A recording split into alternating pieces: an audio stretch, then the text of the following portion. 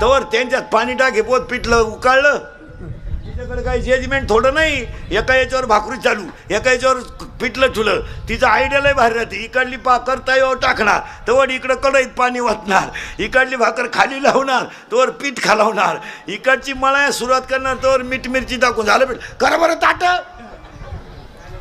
झालं जेवण. हे श्रीमंत हलकट माणसं मुजित आणि 5 सांगितले आणि 6वा वाढला, संपल्या चपात्या. तरी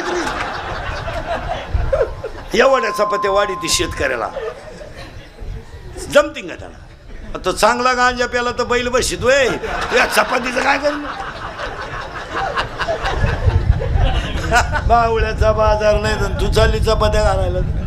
हे शेतकऱ्याच्या बायला चहा ठेवायला सांगा, तांब्याभर पाणी घेतील डायरेक्ट पातीलात होती ती. काय उरण नाही तर पुरण. ही हलकटच तसं नाही करते.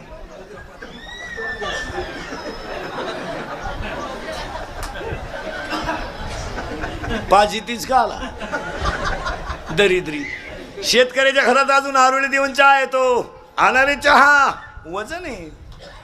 हे हलकट खिडकीजवळ जाते,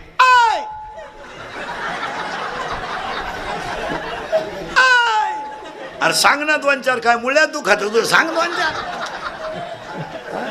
आणि मग ते मॉडेल येतं चहा घेऊन, केस बिस मोकळे सोडेल, गाऊन बिवून घालेल. बा बा बा बा बा बा बा.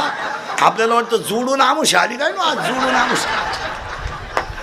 शेतकऱ्याच्या घरात चहा प्यायचं म्हणजे कपातून बशीत. या हलकटांच्या घरात कपात डोकायला लागत. अजून 1 वर्षानं ह्या दरिद्र्यांच्या घरात एकच कप येणार सगळ्या पाहुण्यांना.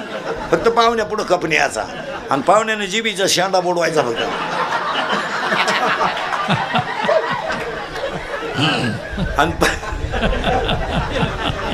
आणि कपाला चिटकेल थोडा शिल्लक राहिला का तिने म्हणायचं बाबाचा प्रसाद घे, घे प्रसाद. नाकच गुतलं पोराचं कपात.